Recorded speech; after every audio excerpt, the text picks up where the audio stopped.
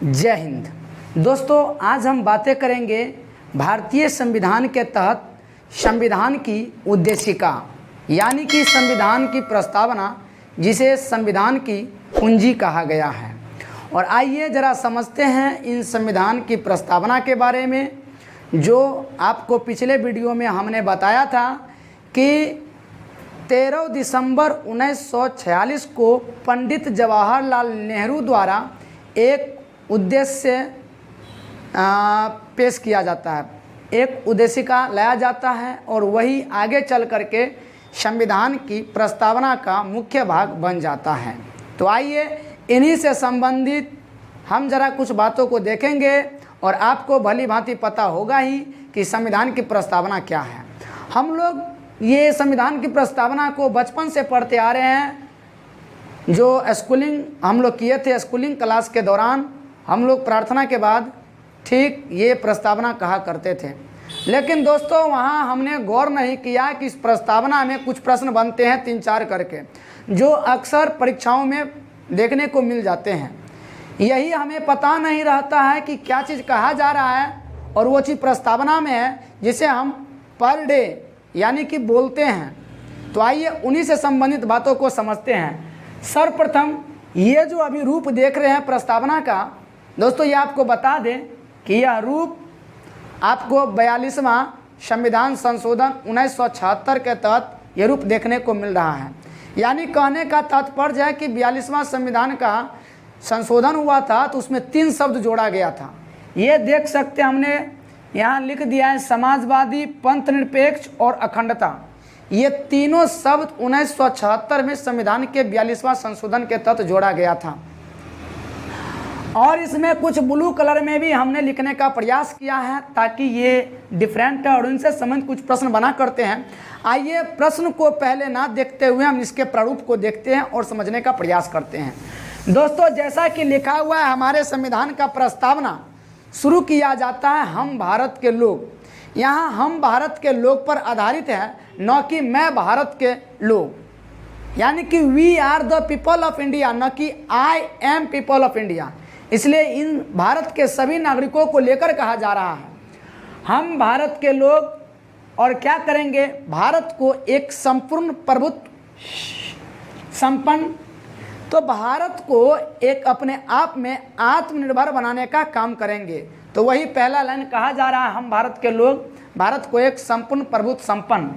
इसके बाद दोस्तों, समाजवादी, पंथ निरपेक्ष और लोकतंत्रात्मक गणराज्य बनाने के लिए तथा उसके समस्त नागरिकों को, यहाँ तक देखिए, यानी कि संविधान के द्वारा हमारे भारत को किस गणराज्य के रूप में बनाने की बात कही गई है, तो संपूर्ण प्रभुत्व संपन्न, समाजवादी, पंथ निरपेक्ष यानी कि धर्म निरपेक्ष भी आप कह सकते हैं। समाजवादी, ये जो हम समाज में भली भिन्न भिन्न तरह के लोग रहते हैं, लेकिन समाज जो है एक एकता के बंधन में, एकता के सूत्र में पिरोए हुए हैं। और पंथ निरपेक्ष, हमारे भारत में विभिन्न धर्मावलंबी के लोग रहते हैं और यहाँ विभिन्न धर्मावलंबी के लोग रहते हुए भी समाज में लोग अपनी एकता को दिखाया करते हैं। और दोस्तों, जितने भी नागरिक हैं उसी पर आधारित हमारा संविधान की प्रस्तावना है।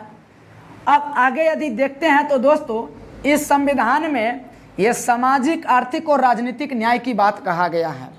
आपसे क्वेश्चन में परीक्षा में पूछ दिया जाएगा कि हमारे भारतीय संविधान में कितने प्रकार की न्याय की बात कही गई है, तो वहाँ सीधे जवाब दीजिएगा कि हमारे भारतीय संविधान में 3 प्रकार के न्याय का प्रावधान किया गया है। वो 3 प्रकार का न्याय कौन है, तो सामाजिक, आर्थिक और राजनीतिक।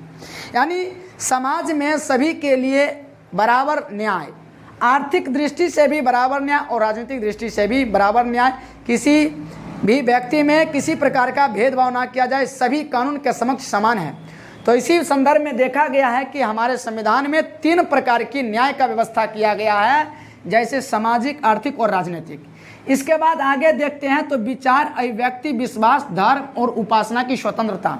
यानी हमारा भारतीय संविधान कुछ आज़ादी दिया है, स्वतंत्रता दिया है। तो हमारे भारतीय संविधान में कितने प्रकार की स्वतंत्रता की बात कही गई है, यहाँ देख सकते हैं 5 प्रकार की स्वतंत्रता लिखा हुआ है। विचार, अभिव्यक्ति, विश्वास, धर्म और उपासना के। यानी आप विचार रख सकते हैं किसी भी धर्म के प्रति या किसी के सामने अपना विचार प्रकट कर सकते हैं, इसमें कहीं से कोई दो राय नहीं है। इसके बाद अभिव्यक्ति, अपना अभिव्यक्ति किसी के सामने प्रस्तुत कर सकते हैं और क्या विश्वास भी दिखा सकते हैं। धर्म और उपासना, आप किसी भी धर्म को मान सकते हैं, कोई किसी पर प्रतिबंध नहीं है, किसी पर कोई मतलब समझिए कि ये ज़बरदस्ती नहीं किया जाएगा। और उपासना, आप किसी भी धर्म के उपासक हो सकते हैं, इसकी आज़ादी है। तो आप समझ चुके हैं कि हमारे भारतीय संविधान में 5 प्रकार की स्वतंत्रता की बात कही गई है, आज़ादी की बात कही गई है। वो 5 स्वतंत्रता कौन से हैं? विचार, अभिव्यक्ति, विश्वास, धर्म तथा उपासना की। और दोस्तों यहाँ पर 2 प्रकार की समता यानी बराबर, इक्वलिटी, 2 प्रकार की समता का बात कहा गया, प्रतिष्ठा और अवसर। सबको प्रतिष्ठा है और सबको समान अवसर दिया जाना चाहिए, इसका मतलब समता है। तो आप यहाँ पर 3 तरह से देखें, प्रश्न 3 तरह से देखें कि हमारे भारतीय संविधान में कितने प्रकार के न्याय की बात कही गई है, तो 3 प्रकार की, सामाजिक, आर्थिक और राजनीतिक।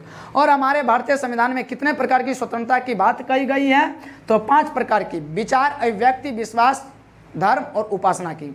इसके बाद कितने प्रकार की समता की बात कही गई, 2 प्रकार की समता का बात किया गया है, प्रतिष्ठा और अवसर। अब दोस्तों इन सभी चीज़ों को प्राप्त करने के लिए तथा उन सब में व्यक्ति की अपनी गरिमा है और राष्ट्र की एकता तथा अखंडता, राष्ट्र की एकता, एक, तब तो हम लोग कहते हैं कि हम सब एक हैं, और अखंडता कभी टूटने वाला नहीं, सुनिश्चित करने वाली बंधुता को बढ़ाने के लिए यानी भाईचारा को बढ़ाने के लिए, और दृढ़ संकल्प, हम दृढ़ प्रतिज्ञा ले लिए हैं, तब जाकर के इस संविधान सभा में आज तारीख यानी कि जिस दिन इस संविधान सभा को समर्पित किया गया, आत्मर्पित किया गया, पारित किया गया, वह दिन पिछले वीडियो में हमने बताया था कि 26 नवंबर 1949 को दिन था। तो 26 नवंबर 1949 दोस्तों, अब यहाँ पर 26 नवंबर 1949 है, ये आपका अंग्रेजी कैलेंडर के अनुसार है, यानी ग्रेगोरियन कैलेंडर के अनुसार है। और हम लोग ठहरे हिंदू धर्मावलंबी लोग, और यहाँ पर हिंदू कैलेंडर के अनुसार तिथि जो दिया गया हुआ है मिति मार्गशीर्ष शुक्ल सप्तमी संवत 2006 विक्रमी। अब दोस्तों यहाँ पर 1949 ईस्वी अंग्रेजी कैलेंडर के अनुसार है, और हमारा यानी विक्रम संवत, एक होता है शक संवत और एक होता है विक्रम संवत। विक्रम संवत के आधार पर उस समय चल रहा था 2006। अब कहने का तात्पर्य यह है कि विक्रम संवत जो है दोस्तों राजा विक्रमादित्य द्वारा प्रचलन में लाया गया, यानी शुरुआत किया गया, प्रारंभ किया गया।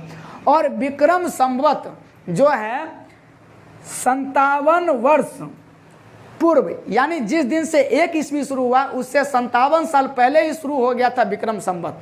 इसलिए ये 57 वर्ष बाद यहाँ पर शो किया जा रहा है कि 2006, 1949 में आप प्लस कीजिएगा 57 वर्ष तो हो जाएगा 2006। इसलिए ये 26 नवंबर 1949 है, और यहाँ पर कौन संवत है तो लिखा हुआ विक्रमी, यानी कि संवत 2006 विक्रमी, मिति मार्गशीर्ष शुक्ल सप्तमी का तिथि था। इसी दिन संविधान को अंगीकृत, अधिनियमित और आत्मर्पित किया गया।